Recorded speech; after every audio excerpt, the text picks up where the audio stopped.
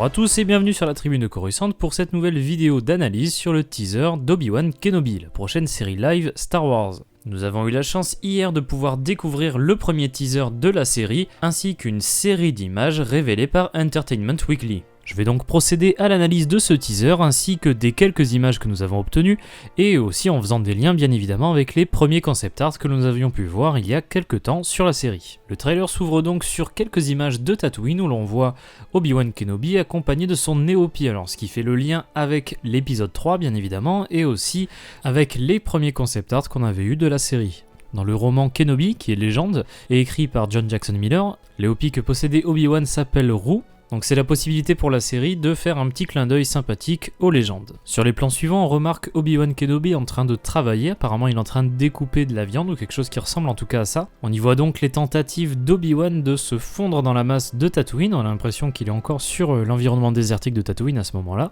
Il est possible d'ailleurs que cette scène soit connectée avec un passage plus tardif de la bande-annonce, j'y reviendrai par la suite. On voit ensuite Kenobi se diriger vers une sorte de petit relief montagneux, et on enchaîne avec un plan d'Obi-Wan qui observe au loin la ferme des Lars, où l'on voit bien évidemment Luke Skywalker. Quelque chose me dit qu'il y a peut-être un lien avec une des images révélées par Entertainment Weekly, où on voit Obi-Wan Kenobi dans une sorte de caverne très sombre. C'est surtout l'aspect rocheux proche de la ferme des Lars qui m'y fait penser. Et j'ai deux hypothèses, soit il s'agit vraiment du lieu de vie d'Obi-Wan Kenobi, qui n'aurait pas encore sa hutte que l'on voit dans l'épisode 4, soit il s'agit d'un point un peu particulier d'où il peut observer Luke et la ferme des Lars. En tout cas, cet environnement un peu caverneux fait vraiment un côté très ermite pour Obi-Wan, ce qui pourrait rendre bien dans une sorte de premier lieu avant vraiment qu'il s'établisse dans une maison comme on a pu voir dans l'épisode 4. D'ailleurs, si on revient sur le plan qui montre l'intégralité de la ferme des Lars, on remarque bien évidemment Owen et Beru, qui sont donc la tante et l'oncle de Luke, qui seront dans la série, on le voit d'ailleurs un petit peu plus tard dans la bande-annonce, mais toujours interprétés par les acteurs de l'épisode 3. Pour observer Luke, Obi-Wan utilise des macro-jumelles, une paire qui est très similaire à celle qu'il aurait dû utiliser dans une scène coupée de l'épisode 2, l'attaque des clones. On remarque bien les mêmes détails sur ce modèle de macro-jumelles. On enchaîne ensuite avec les inquisiteurs qui font leur grande entrée dans cette bande-annonce avec un vaisseau inquisiteur qui avait déjà été dévoilé via un des concept arts qui nous avait été montré. D'ailleurs, dans ce concept art, on avait pu constater qu'ils avaient utilisé le visuel de la seconde sœur de Jedi Fallen Order, mais sans doute s'agit-il juste d'une utilisation d'un modèle existant avant que le modèle final de l'inquisitrice qu'on verra un petit peu plus tard dans le trailer soit terminé. On voit que ce vaisseau se dirige vers une structure qui ressemble très fortement à la forteresse de Noor que l'on a pu apercevoir dans le jeu Jedi Fallen Order et qui est la forteresse des inquisiteurs. On y remarque d'ailleurs le même détail, cet espace où on voit une navette lambda, des chasseurs taille, ainsi que d'autres vaisseaux de l'Empire. D'ailleurs, la présence de cette forteresse était grandement suggérée par un des concept art qu'on avait pu voir où on voyait une base impériale sous l'eau, ce qui était très réminiscent de ce qu'on avait vu dans Jedi Fallen Order. En parlant d'inquisiteurs, c'est la première fois qu'on les aperçoit dans cette bande-annonce et il me semble qu'ils sont sur Tatooine. On découvre donc le Grand Inquisiteur, un Padawan que l'on a pu découvrir dans la série Star Wars Rebels, et également issu de la série Rebels, on peut remarquer dans le fond le 5e frère qui revient d'ailleurs plus tard dans la bande-annonce. Pour le Grand Inquisiteur, il ne s'agit pas de Jason Isaacs, qui prêtait sa voix au personnage dans Star Wars Rebels, mais de Rupert Friend, et pour le 5e frère, il s'agit de l'acteur Sung Kang. Se pourrait-il que les inquisiteurs débarquent sur Tatooine, ce qui va peut-être amener Obi-Wan Kenobi à quitter la planète. On pouvait être dubitatif quant à l'idée de voir Obi-Wan quitter Tatooine, mais si les inquisiteurs se rapprochent un petit peu trop près de lui, il pourrait être amené à changer d'endroit pour les emmener sur une mauvaise piste afin qu'ils n'atteignent pas Luke Skywalker. Dans le plan suivant, on découvre un véhicule qui semble transporter aussi bien des passagers que de la marchandise, et qui se dirige vers une ville où on a l'impression d'être toujours sur Tatooine, mais on remarque au loin une sorte de grande tour qui ne me rappelle pas vraiment grand chose par rapport à ce qu'on aurait pu voir sur les villes de Tatooine jusqu'à maintenant. Il pourrait donc s'agir d'une autre ville de Tatooine. Il pourrait s'agir par exemple de Mos Espa, une ville qu'on a redécouvert dans l'univers canon, dans le comics War of the Bounty Hunters, ou simplement une toute nouvelle ville que l'on n'a jamais vue, que ce soit dans l'univers légende ou canon. On peut remarquer qu'Obi-Wan fait partie des passagers du transport. Parmi les passagers, on retrouve principalement des humains, mais pas que, avec par exemple un cascadag ou ce qui semble être un jeune Aki-Aki juste à côté d'Obi-Wan. On revient enfin du côté des inquisiteurs où l'on voit justement une salle qui est située sous le niveau de l'eau. On découvre dans cette scène donc Reva, la 3e sœur. De dos, on peut voir le 5e frère. Et enfin, sur la gauche, nous avons une inquisitrice qui est inconnue pour le moment. Elle semble faire partie d'une espèce proche des humains, ressemblant vaguement à un Tholotian comme Stasali ou Adigalia, mais son espèce n'est vraiment pas claire du tout, d'autant qu'on ne l'aperçoit pas vraiment très bien dans ce trailer. On revient donc sur ce qui semble être Tatooine, avec quelqu'un qui aurait été pendu, peut-être par les Inquisiteurs, surtout que le plan suivant nous montre Reva menacer les civils de Tatooine, dont l'oncle Owen, qui est encore interprété comme dans l'épisode 3 par Joel Edgerton.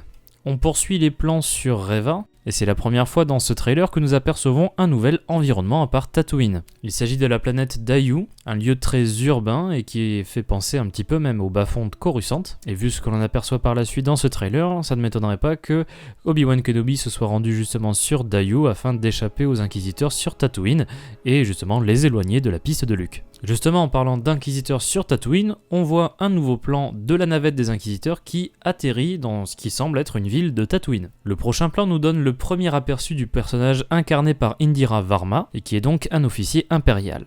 On voit plusieurs plans par la suite de la planète Daiyu, dans lesquels on peut voir l'inquisitrice inconnue et Obi-Wan Kenobi qui essaye de passer inaperçu. On découvre ensuite, peut-être toujours sur le même environnement de Daiyu, un nouveau droïde sur lequel est inscrit les lettres NED, soit Ned, ce qui pourrait être une partie du nom de ce droïde. Face à lui se trouve un Stormtrooper dont l'armure est quelque peu sale et abîmée, et qui va vraisemblablement se prendre un gros coup de maillet dans la tronche. On a quelques plans par la suite de la traque menée par les Inquisiteurs sur Daiyu, avec notamment Reva et le Grand Inquisiteur qui est là aussi présent sur Daiyu. On peut remarquer une sorte de néon sur le côté droit, ce qui m'amène à penser qu'ils sont sur cette même planète, le Grand Inquisiteur faisant tournoyer son sabre laser comme le lui permet son modèle particulier. Il n'y aurait donc pas un ni deux Inquisiteurs sur Daiyu, mais bien trois, puisqu'on voit également, d'ailleurs un peu plus en détail, le cinquième frère incarné par Sung Kang. On a par la suite un plan dans l'espace qui voit deux capsules de sauvetage apparemment échappées d'un vaisseau, un plan que je n'arrive pas à rattacher avec quoi que ce soit pour le coup dans la bande-annonce.